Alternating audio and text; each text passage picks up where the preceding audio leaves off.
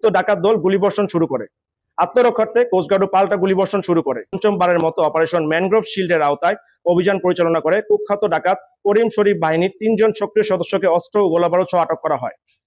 গোপন তথ্যের ভিত্তিতে জানা যায়, সুন্দরবনের কুখ্যাত ডাকাত করিম শরীফ বাহিনীর সদস্যরা বাগেরহাটের শরণখোলা থানাধীন সুন্দরবনের শ্যালা নদীর মোরা চানমিয়া খাল সংলগ্ন এলাকায় অবস্থান করছে। প্রাপ্ত তথ্যের ভিত্তিতে গত ১৩ই মে ২০২৬ বুধবার বিকাল ৫টা থেকে ২ দিন ব্যাপী কোস্টগার্ড বেস মংলা এবং স্টেশন কোকিলমণি কর্তৃক উক্ত এলাকায় বিশেষ অভিযান পরিচালনা করা হয়। অভিযান চলাকালীন কোস্টগার্ডের উপস্থিতি টের পেয়ে উক্ত ডাকাত দল গুলিবর্ষণ শুরু করে। আত্মরক্ষার্থে কোস্টগার্ডও পাল্টা গুলিবর্ষণ শুরু করে। কোস্টগার্ডের তীব্র প্রতিরোধের মুখে ডাকাত দল পালানোর চেষ্টা করলে অভিযানকারী দল ধাওয়া করে করিম শরীফ বাহিনীর ৩ জন সক্রিয় ডাকাত সদস্যকে আটক করতে সক্ষম হয়। এ সময় আটককৃতদের কাছ থেকে ৩টি একনলা বন্দুক, একটি দেশীয় পিস্তল, ৪৯ রাউন্ড তাজা কার্তুজ, ১৮৭ রাউন্ড এয়ারগান গোলা, ২টি ওয়াকিটকি ও ৪টি ওয়াকিটকি চার্জার উদ্ধার করা হয়। আটককৃত ডাকাত মোহাম্মদ মেহেদী হাসান ও মোহাম্মদ রমজান শরীফ বাগেরহাট জেলার মোড়লগঞ্জ থানা এবং মোহাম্মদ এনায়েত ফরিদপুর জেলার ভাঙ্গা থানার বাসিন্দা।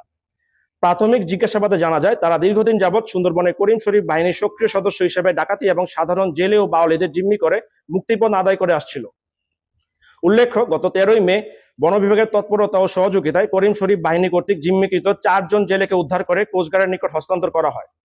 জব্দকৃত অস্ত্র, গোলাবারুদ ও আটককৃত ডাকাতদের পরবর্তী আইনানুগ ব্যবস্থা গ্রহণের কার্যক্রম প্রক্রিয়াধীন রয়েছে।